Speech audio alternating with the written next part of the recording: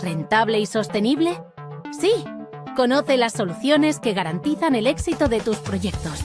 Únete a Ziggurat Green Builders 2025. Explora las estrategias que garantizarán la viabilidad económica ganando en sostenibilidad. El reto económico de la arquitectura sostenible.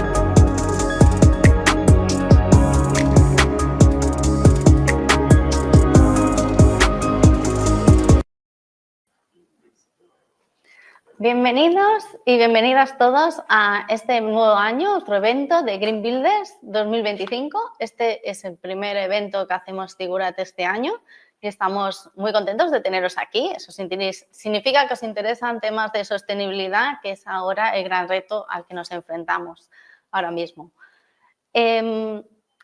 Bueno, quiero presentaros primeramente, explicaros quiénes somos Ziggurat, para quien no lo sepa. Nosotros somos una institución online que nos dedicamos a la formación de arquitectos, ingenieros y constructores dentro de, de una especialización en máster o posgrado, y nos dirigimos a un perfil profesional que en un momento dado de su vida profesional necesiten actualizarse dentro del sector en nuevas metodologías, en nuevos software, tecnología. Llevamos más de 20 años en el sector. Podemos contar con más de 1.500 graduados en todo el mundo debido a que somos online. Y bueno, como veis ahí en el mapa del mundo, todos nuestros local hubs, donde están todos nuestros alumnos repartidos. Tenemos más de 200 miembros del cuerpo docente, que suelen ser profesionales en activo para ayudaros a llegar con confianza a los resultados que estáis buscando. Y bueno, sin más dilación, pues quiero empezar este evento de sostenibilidad con una pregunta que hemos lanzado en redes y que os quiero compartir un poco los resultados. Hemos estado haciendo esta encuesta, algunos la habréis visto, preguntamos, ¿la sostenibilidad encarece el proyecto?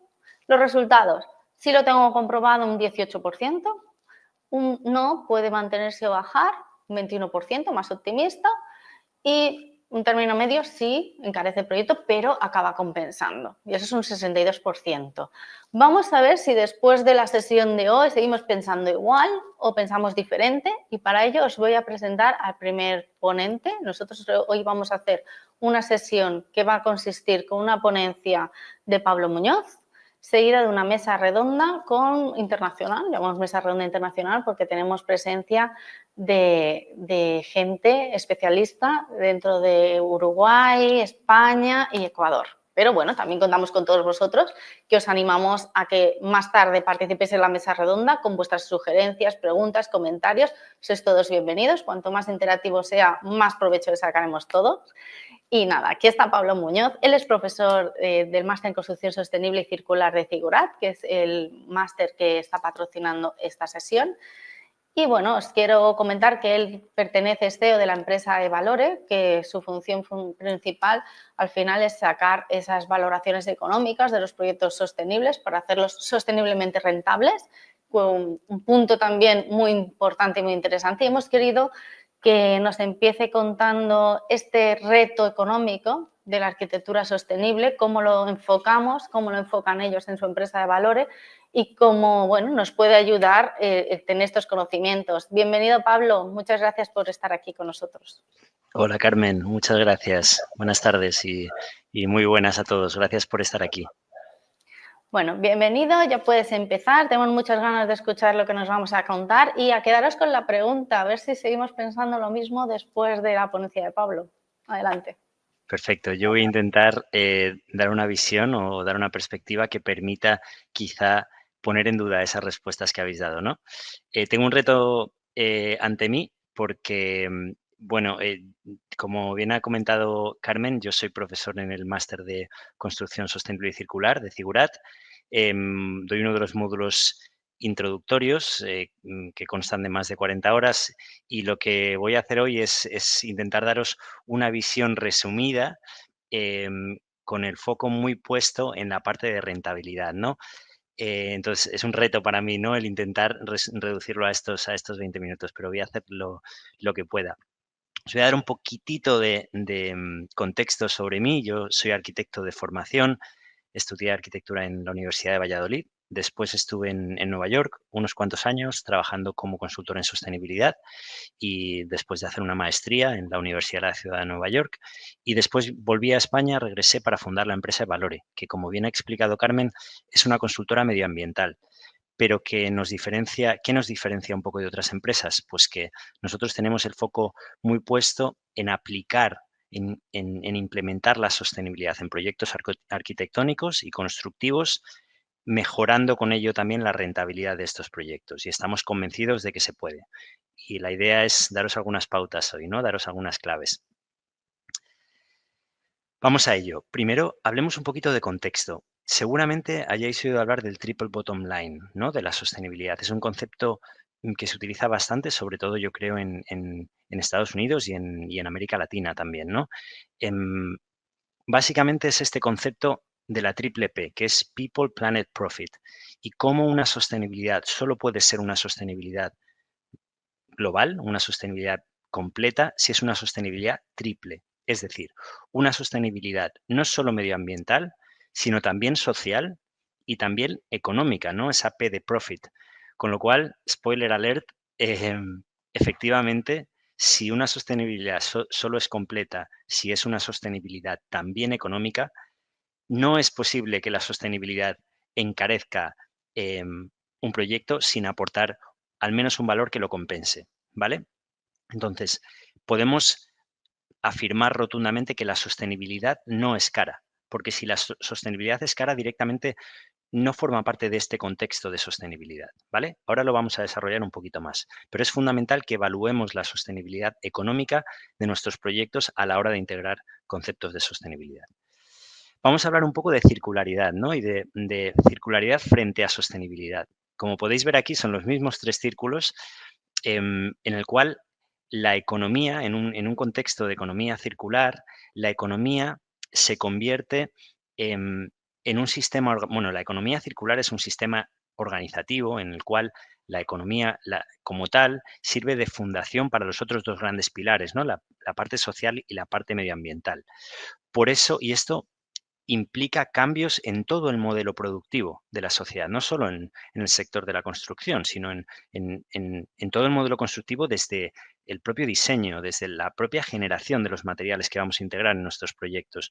Por eso requiere un cambio de paradigma tan grande y es la economía circular 100% es un poco una utopía hacia la que estamos encaminando nuestros proyectos, ¿no? Y ya hemos comenzado a ir hacia allá. La sostenibilidad es parte del proceso hacia la economía circular, ¿no?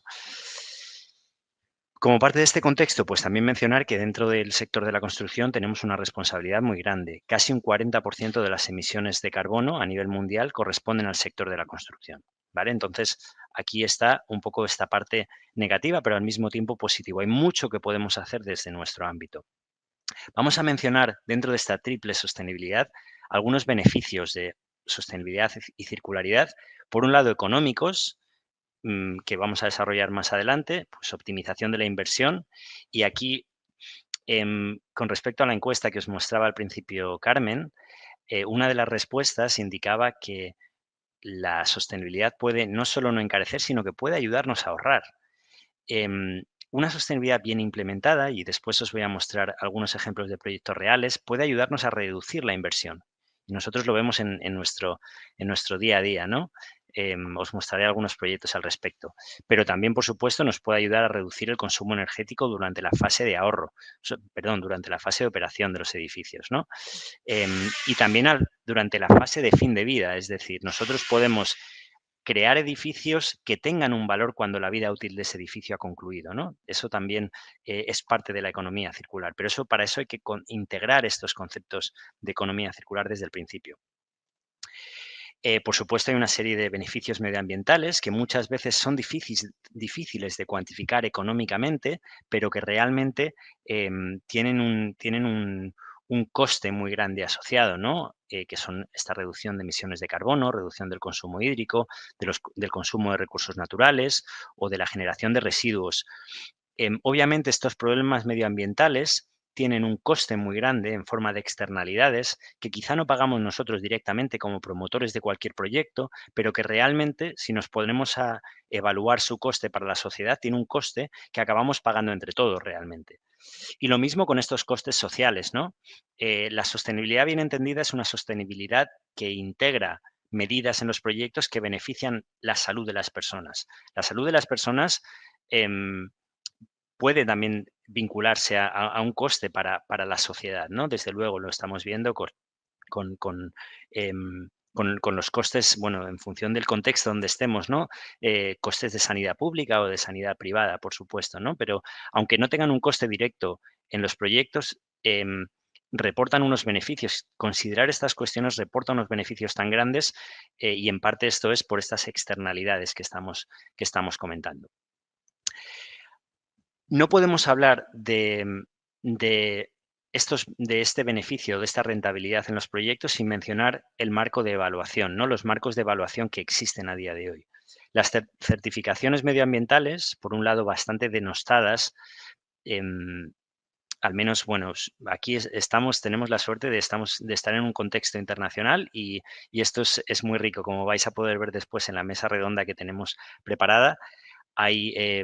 Vamos a tener visiones de diferentes países que va a permitir también aportar, ¿no? Diferentes visiones. La sostenibilidad en España, por ejemplo, a nivel de certificaciones medioambientales, ha ido evolucionando hasta el punto de que las certificaciones a veces ya comienzan a identificarse un poco con el greenwashing, ¿no? Con un sello que permite vender un proyecto como si fuera más sostenible sin realmente serlo. Bueno, esto a mí me gusta mucho ponerlo en duda. Nosotros aplicamos las certificaciones en muchos proyectos y una certificación medioambiental bien aplicada realmente es una excelente herramienta para mejorar los diferentes indicadores de sostenibilidad de cualquier proyecto, ¿vale? Integrar las certificaciones no tiene por qué ser caro. Aquí tenéis un ejemplo. Esto es un ejemplo real de Valore, ¿no? La empresa que yo dirijo. Es un estudio de viabilidad que hicimos, en este caso, para una certificación WELL, en un proyecto residencial en Madrid, en el cual identificamos que el sobrecoste de aplicar la certificación era de apenas 20.000 euros, que no llegaba al 1 o el 2% del presupuesto de ejecución material, cuando hay muchos estudios que marcan la revalorización de un proyecto que esté certificado entre un 10 y un 20%. Si nosotros somos capaces de integrar medidas que realmente estén aportando valor al proyecto, esta revalorización del proyecto como tal, gracias a la certificación, será real, no será ficticia, ¿no? Aquí está la clave y la pericia de la empresa de consultoría, que sepa integrar aquellas medidas que realmente están aportando valor al proyecto sin encarecerlo como tal, ¿no? Y hay muchas medidas que realmente, tanto desde el diseño puramente arquitectónico como desde el diseño de los sistemas mecánicos y las instalaciones, que pueden aportar mucho valor a un proyecto sin llegar a encarecerlo, ¿no?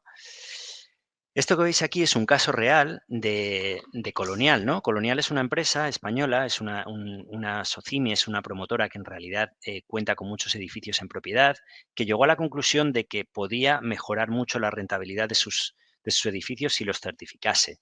Aquí tenéis un breve estudio que muestra cómo aquellos edificios certificados en Very Good, tenían un incremento de rentabilidad que está un 10% por encima de aquellos que no estaban certificados por encima, por ejemplo, ¿no? Esto es un dato bastante revelador, sobre todo cuando hemos visto que el coste de certificar un proyecto no tiene por qué ser demasiado elevado. En todo caso, para paliar estas cuestiones de greenwashing, que tanto nos preocupan desde el sector de la construcción y sobre todo aquellos que nos dedicamos a la sostenibilidad, han aparecido taxonomías por todo el mundo. En España, bueno, en Europa, tenemos la taxonomía europea. Las taxonomías son un marco de evaluación de actividades económicas, no están únicamente orientadas al sector de la construcción, sino que están aplicadas al sector de la economía en general y nos sirven para dos cosas.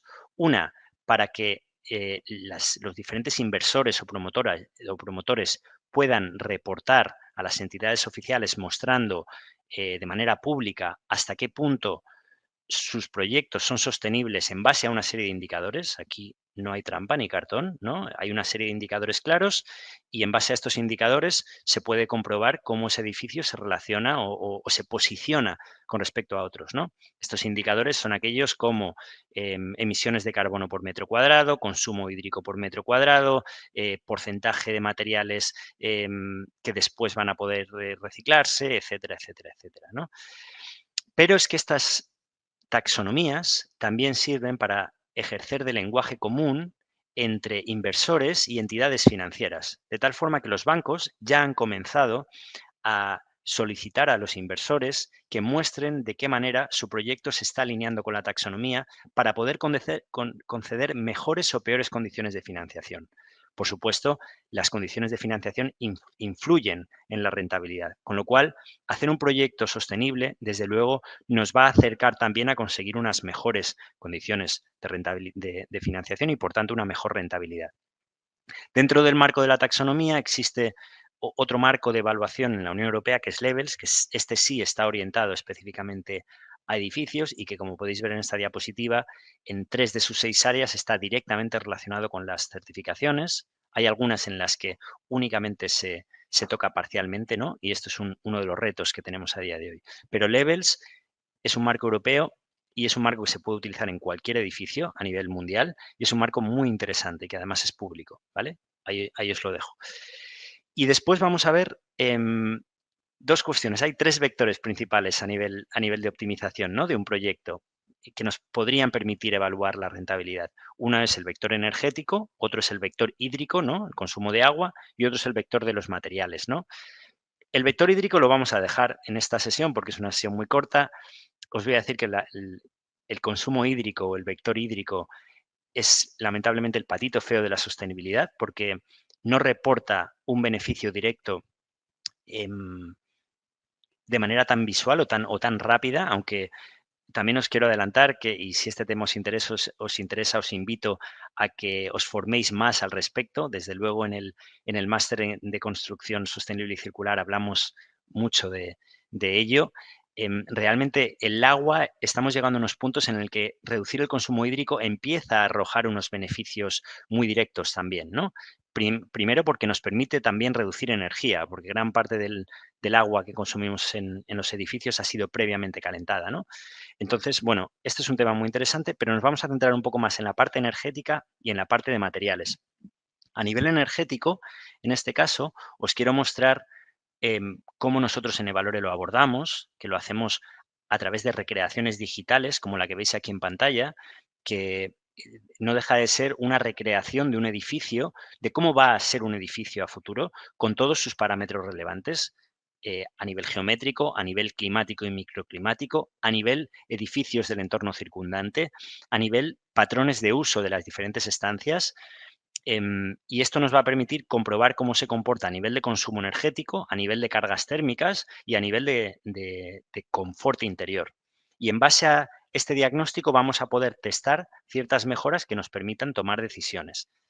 Nos gusta organizar estos proyectos en 4 fases, ¿vale? La primera fase, que la llamamos fase 0, es la de consideraciones energéticas fundamentales. Y es aquí donde realmente podemos aportar más valor.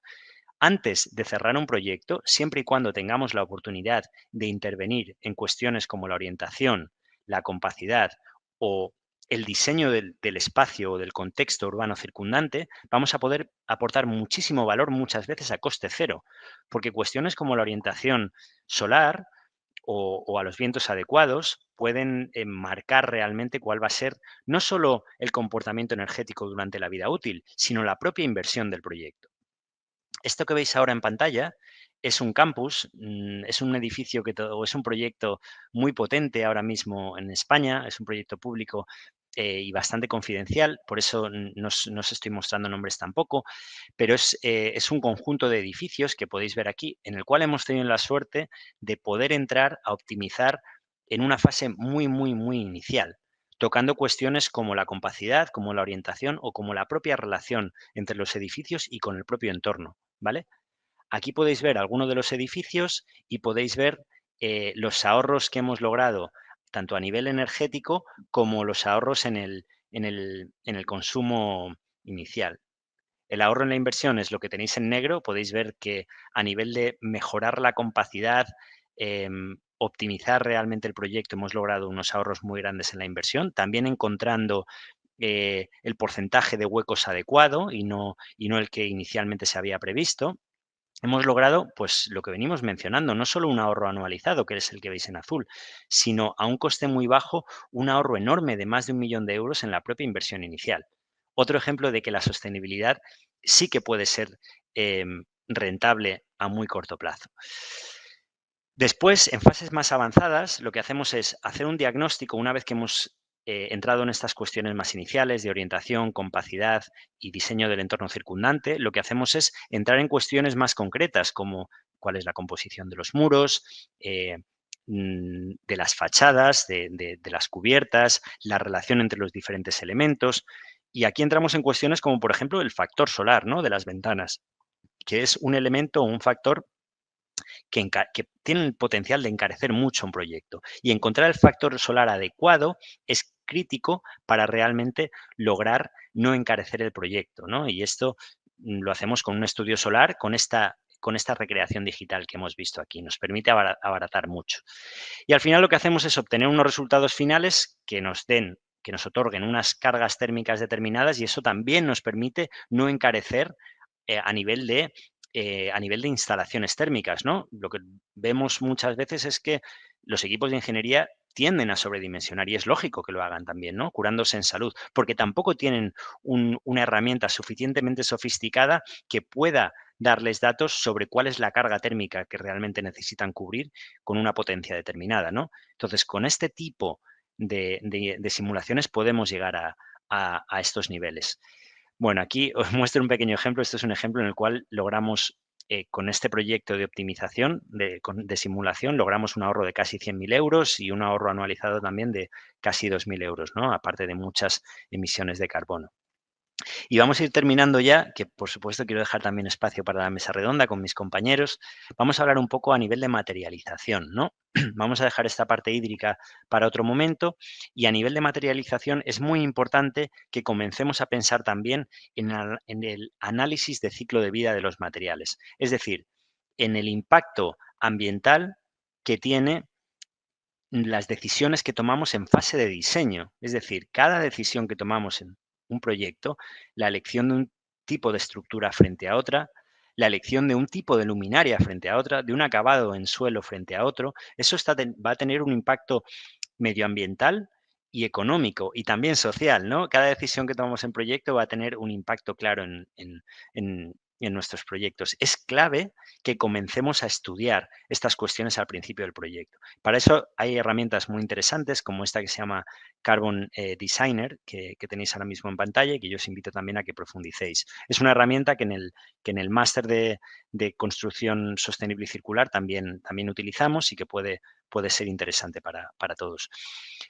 A nivel de análisis de ciclo de vida, esto nos va a permitir evaluar cuestiones no solo como el impacto medioambiental, sino también como el coste. Si nosotros utilizamos materiales que tengan una vida útil más prolongada y que vayamos a tener que sustituir menos veces a lo largo del ciclo de vida de un edificio, esto va a ser positivo porque vamos a reducir los impactos medioambientales, las emisiones de carbono de tener que fabricar esos materiales y sistemas, pero también vamos a reducir el coste que tenemos que invertir, ¿no? Entonces, es fundamental que midamos estas cuestiones al principio. Si nosotros creamos un espacio adaptable, en este concepto que se llama Design for Adaptability, también vamos a ser capaces de poder adaptar nuestro proyecto a las necesidades cambiantes tanto de los ocupantes del edificio como del propio mercado inmobiliario, ¿no? Y esto también va a reducir la necesidad de una reforma posterior que va a incurrir en unos impactos medioambientales grandes y en unos costes para nosotros, ¿no? Y lo mismo con conceptos como Design for Deconstruction, ¿no? Si nosotros creamos un edificio ya pensando en qué va a ocurrir con este edificio una vez acabe su vida útil, ¿no? Si nosotros consideramos nuestros edificios como bancos de materiales que, que son sistemas que están albergando una cantidad de materiales y sistemas que posteriormente van a poder extraerse de este edificio y utilizarse en un nuevo edificio, ¿no?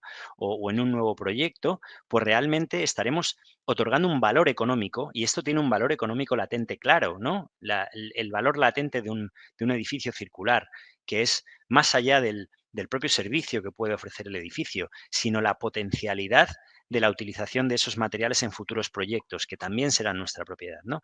Entonces, esto es algo también a considerar, ¿no? Más difícil de medir, sin duda, pero desde luego algo que hace que nuestros proyectos puedan incrementar su rentabilidad a largo plazo, en este caso, si integramos cuestiones de sostenibilidad y de circularidad. Y espero no haberme alargado mucho. Aprovecho para daros las gracias. Creo que hay un pequeño error aquí en la última diapositiva. Pone Pablo Muñoz, sobra una I, ¿no? Os dejo mi email en todo caso y os doy las gracias por la atención. Muchas gracias, Pablo. Bueno, ¿cuánto se puede ahorrar? Vaya ejemplo que nos has dado. ¿Cómo se puede ahorrar? Y has dado apenas unas pinceladas en este poquito espacio, porque claro, el tema da para mucho desarrollo, pero ya hemos visto que un poco toda la opinión sí que ha cambiado. Ahora no sé cómo los que nos están viendo, si quieren participar, comentar, a ver qué les ha parecido. También entendemos que, claro, este tema de la sostenibilidad también dependerá un poco de distintas realidades que tengamos cada uno, también por países, por mercados, por el lugar de trabajo. Por eso queríamos continuar con Pablo. Te invito a que te quedes a la Mesa Redonda Internacional, donde vamos a conocer estas realidades de primera mano. Entonces, bueno, pues tenemos aquí a compañeros, amigos. Por ejemplo, vemos a Francisco Minoyetti, que es experto en madera, viene desde Uruguay. Bienvenido, Francisco. Muchas gracias, un gusto.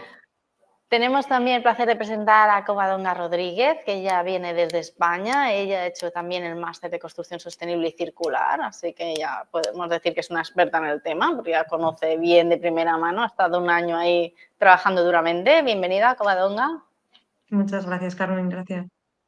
Y finalmente quiero presentaros desde Ecuador a Raúl Villegas, que él además tiene una experiencia en implantar todo lo que ha aprendido en el máster muy directa, porque ha trabajado con Pablo también como asesor, así que también nos puede aportar mucho al respecto. Bienvenido, Raúl. Muchas gracias, saludos a todos. Bueno, este tema de este Green Builders es sobre rentabilidad económica. Hablamos de dinero, que es algo difícil de hablar, pero quizás sea un obstáculo, como veíamos a principio de la encuesta, que si podía ser un obstáculo o no. Como decimos, todas las respuestas son válidas porque hay distintas realidades y queríamos pediros vuestra participación en una encuesta que vamos a preguntaros desde qué país nos estáis viendo, para también tener en cuenta esas distintas realidades que tenéis vosotros. No sé si tenéis un código QR en pantalla que están compartiendo. Es muy fácil, le das al código QR y luego solo tenéis que poner el país desde el que nos estáis viendo ahora mismo para que nosotros, bueno, pues tengamos ese feedback y sepamos desde dónde estáis interactuando.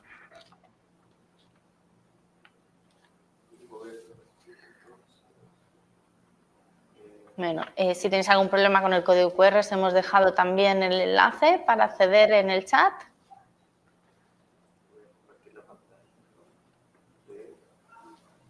Vamos a ver si estáis respondiendo. Ah, mira, ya estáis respondiendo. No sé si os veis en la pantalla que ya se están recibiendo las respuestas desde España, Argentina, Perú, Chile, México. Muy bien, bastante variado. En Latinoamérica y España, países muy potentes también en temas de sostenibilidad. Vamos a ver si os parece bien. Vamos a comenzar la mesa redonda, vamos a empezar a hablar. Podéis ir interactuando en el chat, iremos intercalando si tenéis preguntas o comentarios. Bueno, lo primero que os quiero preguntar, vamos a empezar con la pregunta de la encuesta que hemos hecho, os la traslado a vosotros también. ¿Creéis que es un obstáculo para la arquitectura sostenible el tema económico? ¿Se percibe como que la arquitectura sostenible es más cara si lo enfocamos de esta manera que si hacemos un proyecto tradicional? ¿Cómo lo veis o cómo lo habéis vivido vosotros? ¿Quién quiere empezar? Covadonga, va. Yo mismamente. Yo, un poco como siguiendo la línea de lo que ha explicado Pablo, creo que ninguna de las tres respuestas es mala. Simplemente, primero hay que saber qué están comparando. Porque, claro, sobre todo la base de la sostenibilidad también es ver todo el ciclo de vida de un edificio, desde los materiales hasta el desmontaje final, como Pablo ha dicho, la posibilidad de recuperar parte de esos materiales. Entonces, yo creo que parte de lo que se piensa que es más caro es quizá porque se centra uno en la producción de los materiales y en la construcción pura y dura. O sea, coges el presupuesto y ahí tienes los materiales y me dices, no, pues este material, bien sea el árido reciclado, es más caro que el árido de cantera, o eso por poner un ejemplo. Entonces, yo creo que el problema está en que estás comparando cosas difícilmente comparables, con lo cual las tres respuestas depende de lo que estés comparando. Entonces, yo sí que creo que una vez que analizas, que repiensas todo el análisis de la manera que Pablo ha explicado, teniendo en cuenta factores que todos cuando estudiamos aprendemos y que poco a poco vas olvidando, como temas de orientación o compacidad, que yo creo que a todos nos lo enseñan en la carrera, pero llega un momento en que, no sé si por la rapidez o porque lo hacemos todo igual, se acaban olvidando.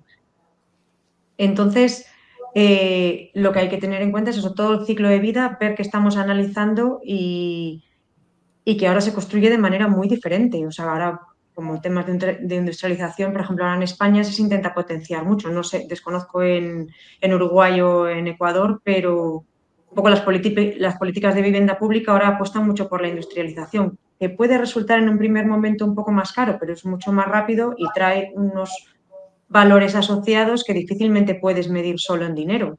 Hablas de calidad, de evitar los puentes térmicos y mejoras la eficiencia energética que comentaba Pablo, pues, o sea, una serie de cosas que son muy difícilmente cuantificables. Entonces, yo creo que sí, puede ser más caro si solo mides una cosa, más barato si mides otra, pero en general acaba compensando. Entonces yo te veo que eres más de la tercera opción, ¿eh? Al final acaba compensando. Sí. Vale, Raúl, ¿tú qué opinas de este tema? Personalmente creo, totalmente de acuerdo con Pablo, con Cova, y creo que la línea base de este análisis debe ser siempre el contexto. Para mí, este último año de esta experiencia con Siguraga ha sido muy enriquecedora, muy fructífera. He podido repensar y reflexionar mi práctica profesional de más de 30 años. Y coincide que me llegó a la mano hace un año también un libro de un amigo que hace un enfoque desde Latinoamérica, creo que coincide con la mayoría de los países de Latinoamérica. El libro se llama Diseñar en el Antropoceno, la arquitectura más allá de la sostenibilidad. Es importante entender que la circularidad nos da herramientas para aterrizar la sostenibilidad, que en cierta medida la hemos visto como algo, como esa utopía. Entonces, cuando podemos hacer trazabilidad, cuando podemos tener datos, producto de las herramientas tecnológicas que utilizamos, ya empezamos a darle valor, a darle esa comparación estadística que antes no la teníamos. Entonces, yo creo que esa arquitectura más allá de la sostenibilidad, la circularidad es ese nivel, es ese aporte, es esa posibilidad de realmente poder concretar, poder dar respuestas reales, respuestas económicas a todas estas dudas. Y las preguntas son válidas, todas las respuestas son válidas, porque va a depender del tipo de proyecto, de la escala de proyecto y del alcance que queremos lograr. Claro, hago un inciso porque no estoy segura de si todo el mundo que nos está oyendo sabe lo que es la circularidad enfocado en la construcción. Y aquí, Pablo, un profesor del máster, te voy a pedir que nos ayudes a definir esa circularidad en construcción muy brevemente, porque luego le daremos paso a Francisco para dar su opinión, pero para contextualizar la respuesta de Raúl. Vale, qué presión.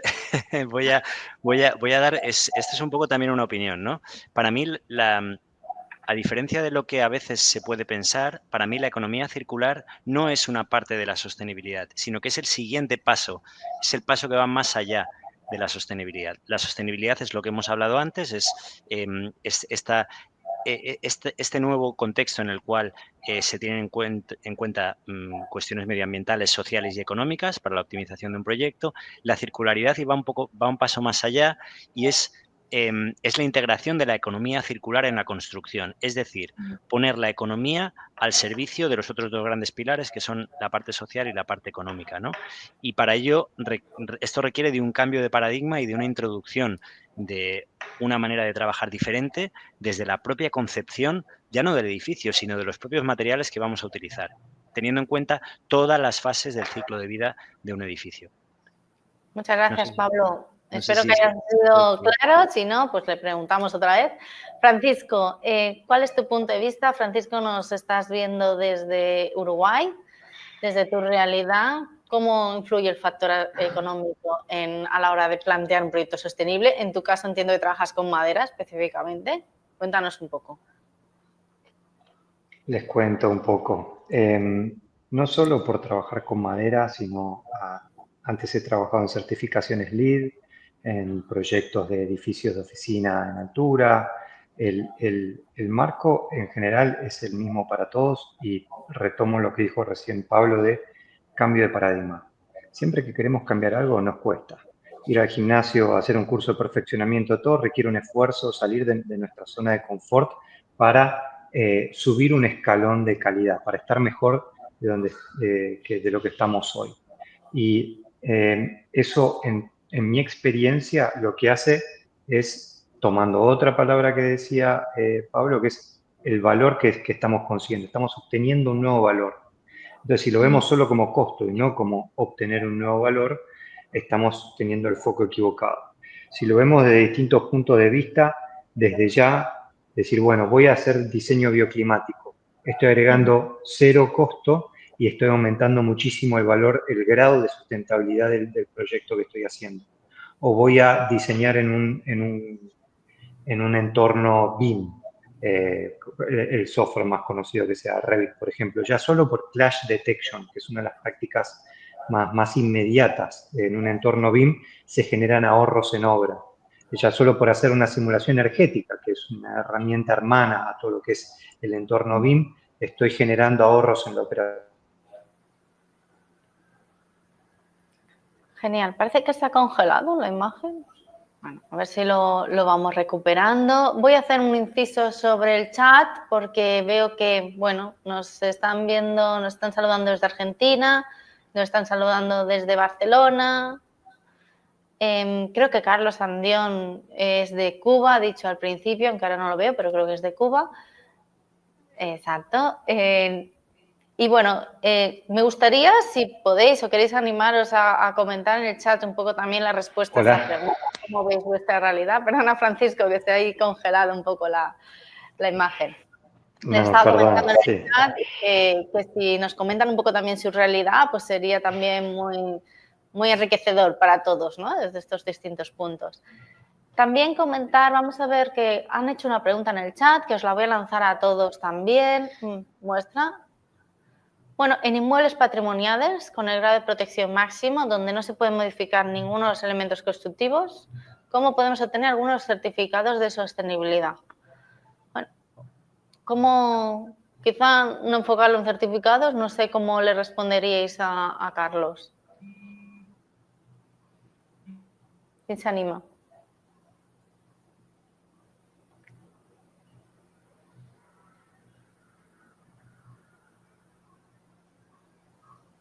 Le respondo yo, si queréis.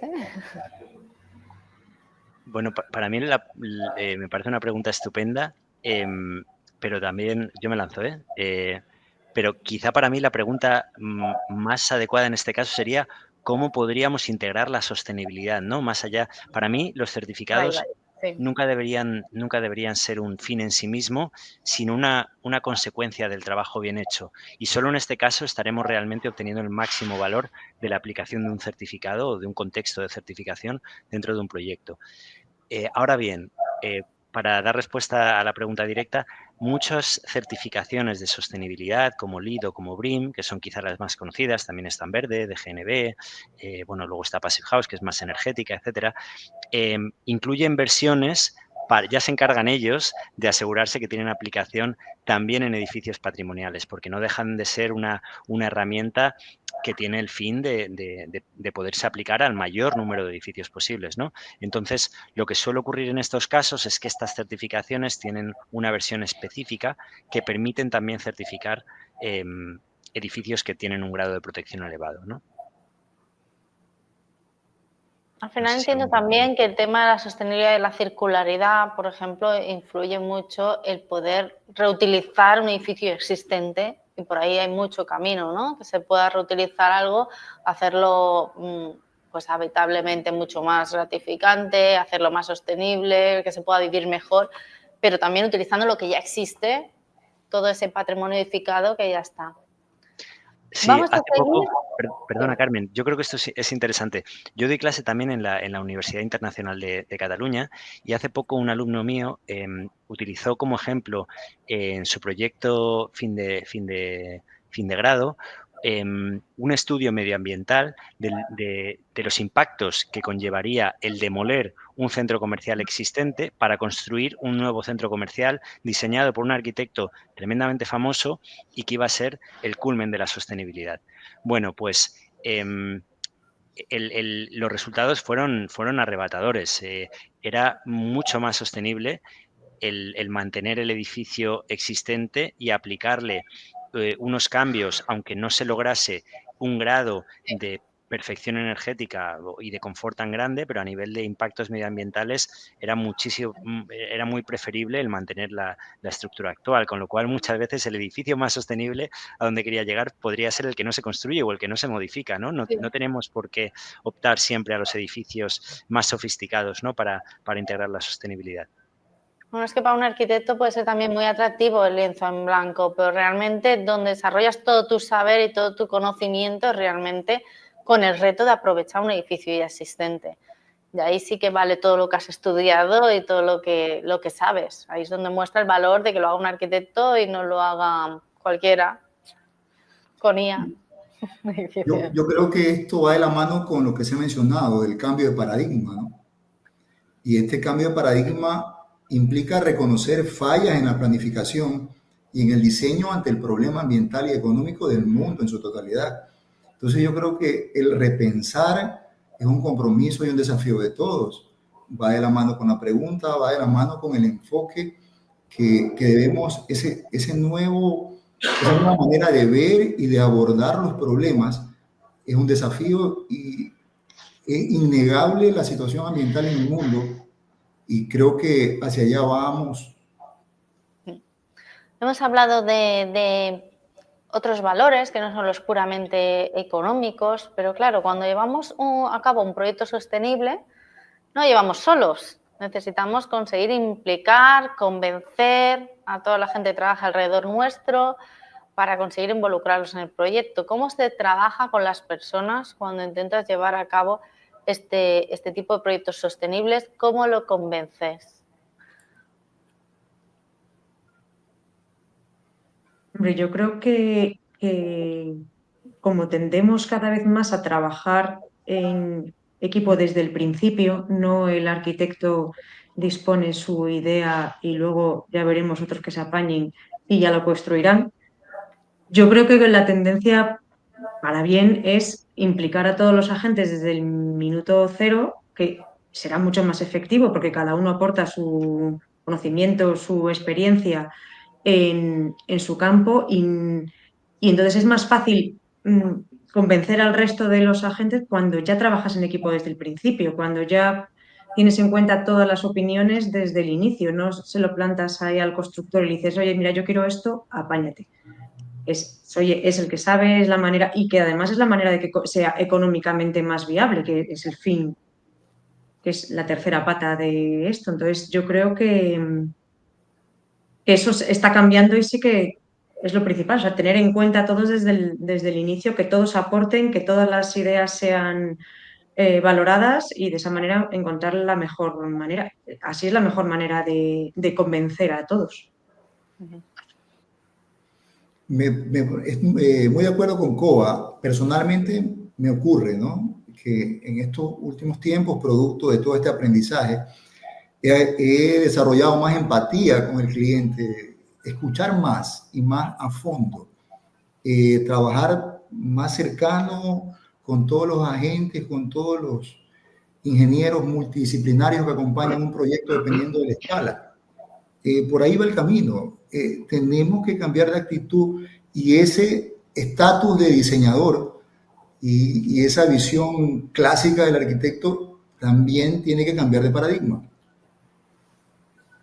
Bueno, Raúl sabe mucho de esto, que en una masterclass que tuvimos con él nos enseñó un proyecto donde en mitad de él estar estudiando el máster decidió hacerlo más sostenible porque el proyecto que llevaba en marcha en ese momento no era lo suficientemente sostenible y circular y decidió hacer ese cambio y involucraste a todos los que estaban trabajando con ese proyecto, que ya estaba casi el diseño, ¿no? Ya finalizado, y involucrarlos a todos para que llevarlos a una visión más sostenible.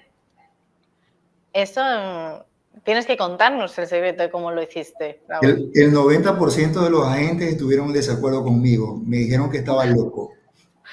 Es lo normal, ¿no? Ya casi hecho. Es normal, es una reacción lógica, porque si tienes un trabajo listo para entregar y para facturar y decides retroceder, pero es algo realmente fabuloso ver luego de todos los análisis, de toda esta implementación tecnológica, los resultados y cómo luego nosotros mismos nos asombramos y vemos, wow, qué bien que quedó, ¿no? Ese proyecto todavía sigue en una fase en la que estamos trabajando con Pablo en una precertificación ambiental de espacio urbano público, sites, y vamos adelante, estamos ya en una fase final. Genial. Si alguien quiere ver ese proyecto, hicimos una masterclass donde Raúl y Pablo lo explicaron muy al detalle. Está muy interesante, os la recomiendo. La podéis encontrar en el Knowledge Hub de Figurat. Francisco, en tu caso, ¿cómo convences a la gente para ir contigo en en este reto, la sostenibilidad? En realidad, al único que tratamos de convencer, y no hay que convencerlo porque nos vienen a buscar, es a quien Ok. financia la obra. Nos viene a buscar porque el mass timber te ofrece un plazo menor y es mucho más seguro, no genera residuos en obra, tiene muchísimos beneficios y a partir de cierta escala cuesta lo mismo o menos. Entonces, particularmente terminan viniendo porque le genera un ahorro económico a partir de cierta escala. Son las escalas menores a 500 metros cuadrados donde uno empieza a perder por precio quizás aquí en Sudamérica contra la construcción tradicional.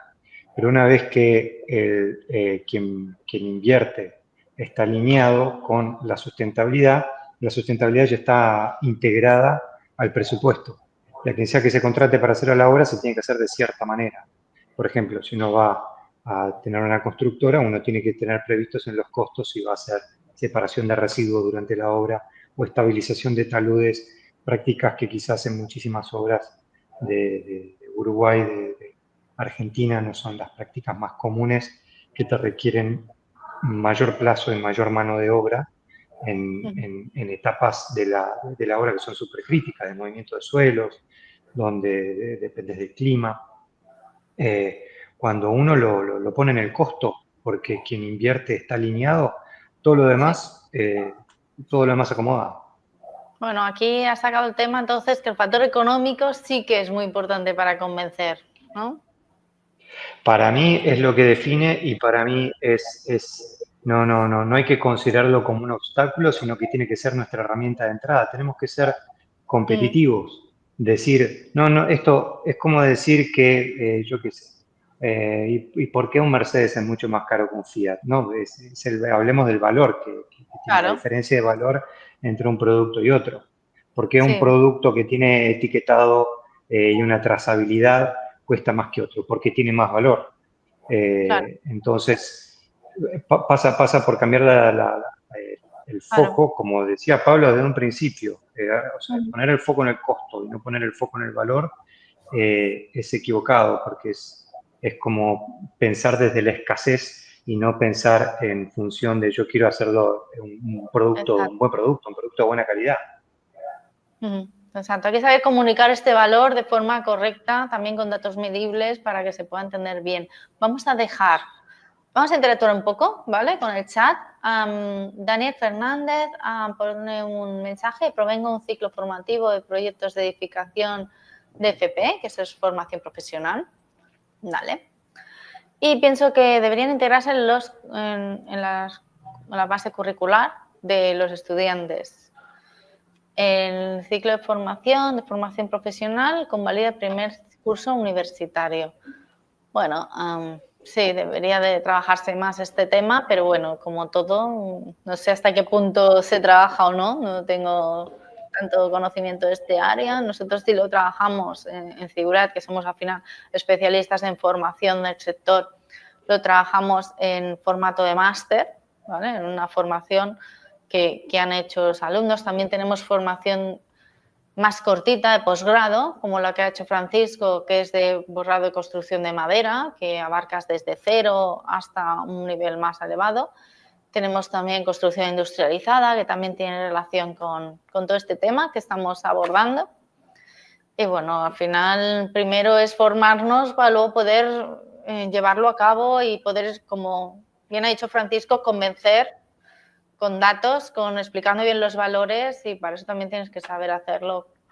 Vamos a ver otro. Yo otra creo, vez. Carmen, si puedo añadir una cosa, porque yo creo que Claro, Daniel ha abierto un melón muy interesante, que es el de la falta de formación en materia de sostenibilidad de los profesionales a nivel internacional, me atrevería a decir. Yo sí. lo he sufrido en España como arquitecto licenciado que soy, pero me he encontrado, yo he vivido bastantes años en el extranjero y me he encontrado con lo mismo, ¿no? A día de hoy me consta que hay muy pocas universidades públicas que integren realmente la sostenibilidad en su currículum, ¿no? Y esto es lo que hace que sea tan necesario para muchos de nosotros el formarnos a lo largo de nuestra carrera profesional, y aquí es donde instituciones como Cigurat cobran esta importancia tan grande.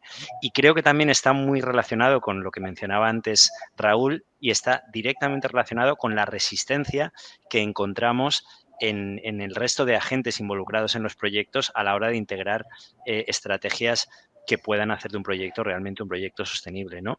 Afortunadamente creo que vamos en el buen camino, pero queda muchísimo por hacer al respecto. Yo quisiera también darle espacio a esta pregunta de Daniel, que me parece muy pertinente, porque yo creo que las concepciones clásicas de las profesiones, no solamente la arquitectura, están sujetas a revisión. La sostenibilidad es una respuesta al cambio climático, que es un problema grave. Y nosotros acá en el hemisferio sur estamos pues sufriendo de una manera muy catastrófica, diría inclusive. ¿Cómo reacciona la academia? ¿Cómo lograr tener un aporte de valor a la sociedad? Si no coincidimos, si ese diálogo no es común entre los diferentes agentes. Es muy pertinente. Yo creo que este tema necesita una línea base desde una formación en los primeros años de la arquitectura y de todas las profesiones, porque inclusive el máster de Cigurat abre no solamente un máster para arquitectos, ingenieros, yo tuve compañeras ingenieras ambientales, ingenieros civiles y otras profesiones. Estamos, creo yo, ante un desafío de la academia y lo que plantea Daniel me parece muy, muy oportuno.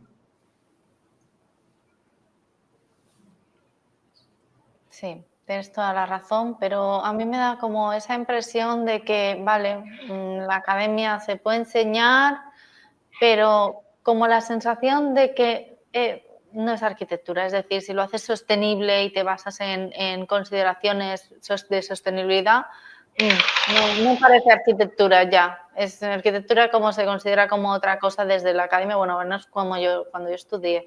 Y luego cuando vas al mercado laboral, prima la rentabilidad máxima sobre cualquier otra consideración. Y eso es la realidad que yo he vivido desde mi punto de vista. Y eso, bueno, pues es un hándicap que al final, bueno, quieres algo, pero bueno, no está muy bien considerado dentro de la academia la sostenibilidad. Es como, bueno, puedes enseñar, pero es como enseñar a construir. Enseñas a construir, pero construir no es hacer arquitectura, ¿vale? Esto es lo que yo veo, ¿no? Que la sostenibilidad no se considera hacer arquitectura. Tienes que darle un valor más porque no es suficiente con que sea sostenible. Y si tienes que rechazar el que sea sostenible para que sea arquitectura, como que prevalece más, o eso se enseña en la academia. Mira, yo quisiera un poco para cerrar, disculpa que siga en la misma línea, pero recuerdo que Francisco en las conversaciones previas que tuvimos nos ponía un ejemplo como en Australia hablar de sostenibilidad no tiene sentido. ¿Por qué? Porque la arquitectura que no sea sostenible allá no cabe. Eso es verdad. Entonces, Claro. estamos ante esta situación en la cual esta arquitectura efectista, este mundo globalizado en la cual la estética, entre comillas, nos desborda, nos está negando la esencia de la arquitectura, que es resolver problemas. Si no resolvemos problemas, no estamos haciendo arquitectura. Muy bien, sí. ¿Tenemos algo por añadir solo una cosa, es que no incluyan en el currículum aprender estrategias de sostenibilidad, es que yo creo que ni siquiera se conoce el significado real de sostenibilidad. O sea, la gente cree que sostenibilidad es, que lo hablamos con Freddy, es construir en madera, punto. O sea, no se acaba de entender como parte integradora de toda la idea de proyecto, que es un poco el resumen de lo que hemos hablado aquí. O sea, el problema todavía está más abajo.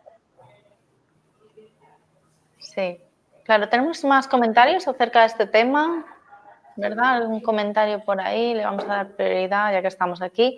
José Luis Barros dice, siento que en términos de formación existe una brecha importante entre profesionales de distintas áreas, ingenieros estructurales, hidrosanitarios, eléctricos, etcétera, con los arquitectos. ¿Qué opinan? Yo creo que más que una brecha, lo que existe es resistencia. Y ahí es donde voy con la empatía y el diálogo. Resulta ser que entre los arquitectos y los ingenieros creamos barreras Sí, que no tienen sentido. Entonces, este cada vez problema menos. es tan serio, es tan grave, es un problema mundial y nosotros, insisto, desde la óptica del hemisferio sur, estamos sufriendo mucho el impacto climático que paradójicamente en su mayor porcentaje se origina en el hemisferio norte, pero no quiero hacer de esto un debate político. Y yo creo que este es un tema de diálogo. Resulta ser que en vez de construir puentes de diálogo, construimos barreras. Y por ahí va la cosa. En mi experiencia personal, yo siempre he tenido diálogos mucho más fluidos de sustentabilidad para llegar a acuerdos con ingenieros que con arquitectos, porque un ingeniero que hace instalaciones sanitarias le digo, vamos con un tanque de acumulación de agua pluvial sin problema. Recolectamos y tratamos aguas grises, dale, no hay problema, lo incorporamos. Porque todo esto se tiene que hablar, el momento correcto para hablarlo es en instancia de proyecto. Hablamos de iluminación, iluminamos primero superficies para no chocarnos con las cosas, después iluminación en los puestos de trabajo solo para los looks que necesitas para la tarea que vas a hacer y después, por último, definimos la densidad de iluminación ambiental, lo cual te baja mucho la densidad de potencia en luminarias. El especialista en iluminación te dice, perfecto, estamos hablando el mismo idioma, lo puedo hacer así sin problema, no agrega costo. Para el especialista estás hablando de lo que es para él su pan de todos los días, y así con todas las instalaciones, o sea, incorporar estrategia de sustentabilidad en lo que es ingeniería es mucho más fácil que en arquitectura, donde lo ven como una competencia y les cuesta integrarlo porque los ingenieros tienden naturalmente a la ingeniería de valor. Es una práctica común. Ellos naturalmente tienen que entregarte alguien que calcula estructuras, la estructura óptima, no la puedes sobredimensionar porque sí. Alguien que te va a dar una instalación termomecánica no te puede poner más toneladas de refrigeración porque sí. Pero si nosotros le decimos, en vez de que asuma unos vidrios de baja calidad y que se cubra para que no lo vuelvan a llamar, poniendo toneladas extra de refrigeración, no, pará, espérame, démonos un tiempo para hacer una simulación energética y poner el vidrio con los parasoles que corresponden cada fachada, con cada orientación, y ahí entonces vamos a estar haciendo la inversión inicial en tonelada de refrigeración optimizada en función de cómo es genuinamente al detalle el edificio, lo cual le baja el costo inicial al propietario. Estas charlas con los ingenieros, si uno se toma el tiempo para tenerlas en las primeras instancias, son facilísimas y ellos van a estar agradecidos porque vos les estás eliminando un montón de riesgo, le estás acortando el camino y te estás involucrando, no les estás trasladando todo el riesgo a ellos. Bien, estoy muy de acuerdo contigo, Francisco. Nos hemos ido un poco por los derroteros y sí que hay otra pregunta en el chat también relacionada con, sí, esa la de los bancos, también relacionada con el tema económico, para no irnos del tema, ¿vale? Sí que quería darle prioridad a esta pregunta. Sao pregunta, ¿cómo convencer a los bancos, que son uno de los agentes importantes en financiamiento, a que apuesten por empresas que quieren realizar proyectos sostenibles? ¿Qué beneficios obtendrían ellos? Yo me lanzo, ¿eh? Bueno, creo que ya hay bancos, perdonad, compañeros, no quiero tampoco, pero luego seguro que podéis complementar. Pero en mi experiencia ya existen bancos que están muy especializados en financiación sostenible. Hay uno que se llama Triodos, que solo financia proyectos que tengan proyectos de impacto, ¿no? De impacto sostenible en este caso se entiende, o que tengan algún tipo de impacto positivo en la sociedad. Más allá de esto, precisamente la taxonomía europea y las taxonomías en general, en Colombia, por ejemplo, es pionera, es la primera taxonomía en Latinoamérica y me consta que está apostando muy fuerte por la sostenibilidad y en parte la taxonomía es un reflejo de ello. Las taxonomías en sostenibilidad, vienen precisamente a generar este marco de diálogo con los bancos que nos permitan evaluar proyectos en clave de sostenibilidad. Y los bancos son conscientes de ello. Yo creo que van un poco a rebufo todavía, están poniéndose al día. Empezaron utilizando como herramienta para medir la sostenibilidad la etiqueta energética de los edificios, lo que en España conocemos como el certificado energético, que es una herramienta tremendamente burda y simple para evaluar la sostenibilidad de un proyecto. Después empezaron a utilizar los certificados medioambientales como LEED, BREEAM, etcétera, y poco a poco vamos viendo cómo ya empiezan a integrar la taxonomía. Pero es que los bancos tienen una serie de fondos verdes que están vinculados únicamente o de herramientas financieras que solo pueden dotar a proyectos sostenibles, ¿no? Entonces, yo creo que no hay que convencerles demasiado. Hay que mostrar la sostenibilidad de un proyecto. Y para esto tenemos la taxonomía europea, tenemos el marco Levels, bueno, taxonomía europea o taxonomía de cualquier país. Tenemos el marco Levels de evaluación de medioambiental de edificios sostenibles y tenemos también las certificaciones medioambientales, ¿no? Yo creo como Pablo que en Colombia personalmente nos lleva mucha ventaja con respecto a Ecuador. Y la necesidad acá en Ecuador de políticas públicas a largo plazo, a corto, mediano y largo plazo, es urgente. Estoy convencido de que en la medida en que estas discusiones se vuelvan virales, por llamarlo así, y podamos demostrar que logramos sostenibilidad con rentabilidad, los bancos les va a interesar porque a ellos les gusta tener una explicación de rentabilidad sobre la base de las inversiones que ellos puedan hacer. Al final, un poco creo que lo decía Covadonga el otro día, ¿no? Al final, un bien inmueble que luego se considera, sobre todo, ¿no? En las partes, no sé cómo lo explicabas tú, Covadonga, el hecho de que el sector público le interesaba mucho el tema de la economía circular. Sí, sí, era respecto a los planes de vivienda industrializada que estaba llevando, bueno, yo soy los de Madrid, conozco los de Madrid, pero que sí que les interesaba, o sea, tú cuando una vivienda industrializada, antes la acabas, antes la comercializas. En el caso de vivienda pública no, porque va, o sea, bueno, iba al alquiler, era el alquiler asequible, pero sí, los bancos sí que acabarán, yo creo que ya le ven. Bueno, yo hablo del caso de España, que es el que conozco, o sea, las hipotecas me refiero para particulares, ya están bonificadas si tienen un certificado, como dice Pablo, o sea, que sí que realmente ya están en ello. También los inversores en bienes inmuebles también saben, por ejemplo, que en Europa, que para 2030 se van a poner unas normativas mucho más estrictas en temas de sostenibilidad y circularidad, pues les interesa también invertir en inmuebles que no les vayan a perder su valor a partir de que cambie la normativa, sino que su valor se vaya a incrementar conforme le vaya a durar los próximos 50 años, ¿no? Y entonces, bueno, pues ahí sí que pueden tener en cuenta todos estos parámetros. Totalmente. Nosotros hemos notado cómo clientes nuevos llegaban y nos preguntaban qué tenemos que hacer para desarrollar nuestro edificio, ya no para que sea LEED Gold o BREEAM muy bueno o lo que sea, sino qué tenemos que hacer para desarrollar nuestro edificio y que a nivel normativo nuestro edificio no vaya a quedar obsoleto de aquí a los próximos años, ¿no? Para cumplir con este tsunami regulatorio, esta palabra tan utilizada, tan manida, que nos viene a nivel Europa. Se ha creado una arquitectura normativa en ese sentido que de momento es opcional, pero que ya hay una hoja de ruta para que vaya siendo impositiva. Y lo que mencionaba antes Raúl, por ejemplo, de Colombia, Colombia también es un ejemplo de arquitectura, en este caso financiera.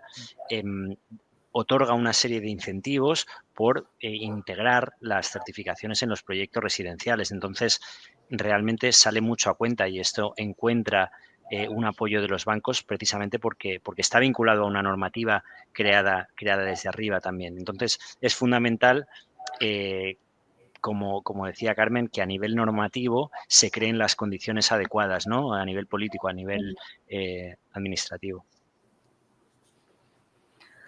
Vale, vamos a cerrar ya, ¿vale? No sé si hay alguna pregunta más en el chat, porque veo como muchas cosas, pero no sé si, bueno, por ejemplo, Laura dice que si la arquitectura no es sostenible, no debería llamarse arquitectura. Me he encontrado con varios arquitectos y arquitectas que piensan igual, lo cual ha sido un soplo de aire fresco, la verdad.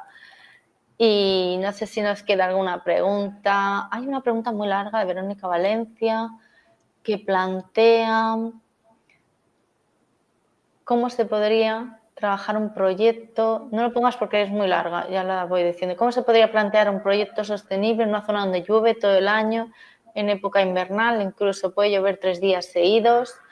Y si esos pasos básicos son aplicables a cualquier proyecto, hay una receta aplicable, hay una receta mágica para hacer un edificio sostenible sin que tengamos que pensar mucho o tenemos que trabajar cada proyecto de forma individual, atendiendo a parámetros específicos y rebanándonos los sesos para conseguir que eso funcione. Creo que era la pregunta. Sí, yo creo que esta pregunta nos trae al diálogo previo que tuvimos hace unos días, ¿no? En el tema de que no hay una fórmula, no hay una camisa de fuerza. Yo personalmente creo en la mixtura de los materiales. Como dice Cova, se vende la idea de que ser ecológico es ponerse un sombrero de bambú y no necesariamente es así.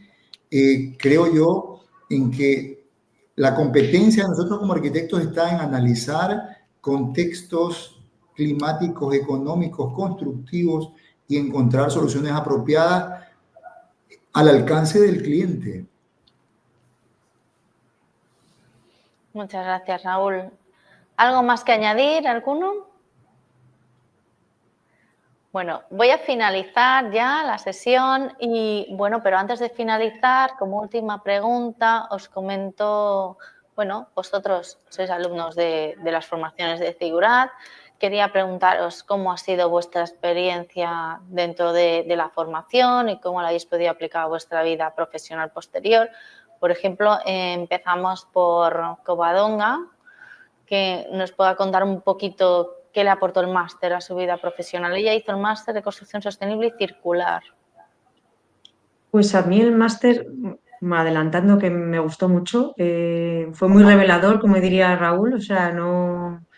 Por eso comentaba lo de que realmente falta hasta el conocimiento de lo que significa la palabra sostenibilidad porque me pasaba a mí. O sea, y no creo que yo sea un caso único en mi entorno. Y lo que me ha aportado es ver las cosas de otra manera. O sea, un poco lo que hemos hablado todo el rato es repensar las cosas, como decía Raúl el otro día, dar un paso atrás y decir, espera, que aquí hay cosas que yo pensaba que a lo mejor era solo vamos a cambiar unos materiales, vamos a usar materiales reciclados o de otra manera. Y no, o sea, es un cambio totalmente en el paradigma de pensar, de cómo se construye, de cómo se piensan las cosas. O sea, la manera de aplicarlo es repensar las cosas otra vez. En tu caso, Raúl, que has hecho el mismo máster que Covadonga. Sí, realmente para mí ha sido un viento fresco, ¿sí? Entender que tenemos que ir más allá del diseño del espacio, de la planta, de la imagen formal, de la conjugación volumétrica, profundizar a nivel de sistemas constructivos, de ciclo de materiales, de ciclo de vida y de uso de las edificaciones.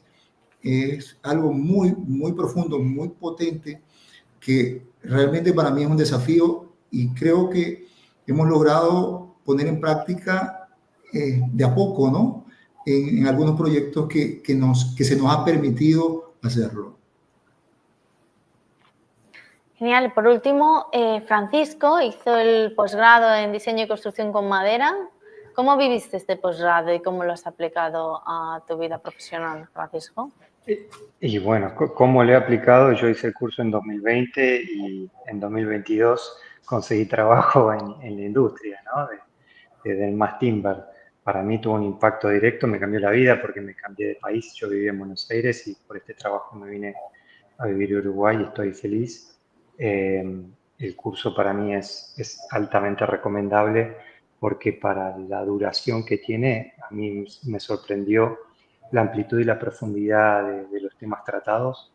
Vamos desde lo muy macro, muy genérico, a lo muy micro, o sea, hemos llegado hasta los métodos de cálculo de las estructuras en el eurocódigo y utilizando los software que se usan en el día a día en los estudios para trabajar. Pablo y María son espectaculares como profesores y fue un lujo total haber hecho ese curso, lo recomiendo muchísimo. Muchas gracias, Francisco. Os comento a todos, tenéis en pantallas códigos QR que responden a cada uno de los programas. ¿Qué pasa con este código QR? Ustedes pueden acceder aquí a un enlace con información genérica de estos programas. Si ven que les interesa, les animo a contactar con un asesor. Al final nosotros somos profesionales en formación y tenemos un servicio de consultoría donde ese asesor pues les recomendará, le explicará bien en qué significa el programa, toda la profundidad, como decía Francisco, que alberga, el tiempo y cómo se tienen que organizar para hacerlo. Tenemos en cuenta que estas formaciones se combinan con la vida laboral, ¿vale? Es muy normal, pero claro, hay que enfocarlo de una manera correcta para poder llevarlo a éxito y ahí vamos a estaros apoyando en todo. Y yo os recomiendo a contactar con un asesor. Si no es este el programa, no os preocupéis, el asesor os va a explicar cuál sería el más adecuado. Ya cuando hable con ustedes y les pregunte pues, sus necesidades específicas, y al final la idea es que se haga una formación que os sirva para evolucionar en vuestra carrera profesional, muy centrada en la industria, muy centrada en lo que necesita el sector y al final pues entendemos que lo hacéis para progresar y ese es el foco, así se enfoca desde el principio. Aquí tenéis el ejemplo de estos alumnos que hemos querido traer aquí, que bueno, nos ayudan en muchas cosas, también hacemos cosas con ellos para también potenciar su perfil profesional. Espero que os haya gustado. Gracias a todos por interactuar con nosotros y transmitirnos también vuestras inquietudes y vuestras preguntas que hemos podido también debatir aquí. Quiero agradecer muchísimo a Pablo, que siempre nos apoya en todo lo que le vamos pidiendo, que es un profesor de 10, que lo queremos mucho internamente y los alumnos también lo quieren mucho, explica muy bien, ya lo habéis visto, solo nos ha dado unas pinceladas, pero qué ganas de más, ¿no? Qué ganas de poder desarrollar todo esto y nos has dejado un poco con los dientes largos. Y quiero agradecer también a los 3 alumnos que habéis venido, muchísimas gracias por venir, contarnos vuestra experiencia, darnos vuestro apoyo en esta sesión, creo que ha sido muy gratificante teneros aquí. Y bueno, y a todos los participantes, gracias por asistir aquí. Muchas gracias a todos. Gracias. Gracias. Gracias. Hasta luego. Hasta luego, hasta la próxima. Adiós. Hasta luego.